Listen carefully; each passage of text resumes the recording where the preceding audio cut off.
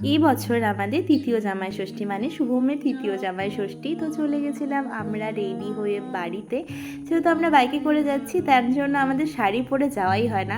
ভাবি যে শাড়ি পরে মেয়েরা কি সুন্দর জামাই ষষ্ঠীর দিন পুরো রেডি হয়ে বাপের বাড়িতে যায়, সেটা আমাদের হয় না, কারণ সেফটিটা আমাদের বেশি প্রাধান্য পায়। আর এদিকে দেখো জল ঢাকাতে একদম পুরো নদী কিন্তু ভরে আছে, মানে কন্টিনিউ আর এরকম 2-3 দিন বৃষ্টি হলে মনে হয় বন্যাই হয়ে যাবে এদিকে। আর এই বলতে বলতে আমাদের শহর, আমার প্রাণের শহর ময়নাগুড়িতে প্রবেশ করছে। আর যখন ঢুকি না, এই রাস্তার দুপাশের যে গাছগুলো এত সুন্দর লাগে।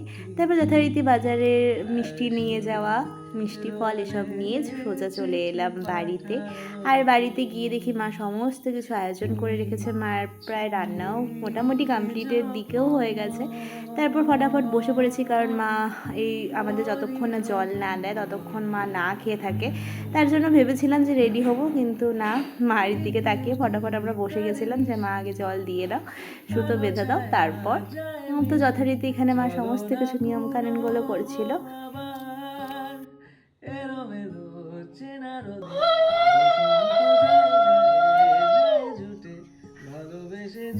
তারপর মা আমাদের দিয়ে দেয় লুচি খেতে, তারপর করে নিই লাঞ্চ। তারপর আমরা বিকেলে চলে যাই শপিং করতে ভাইয়ের সাথে।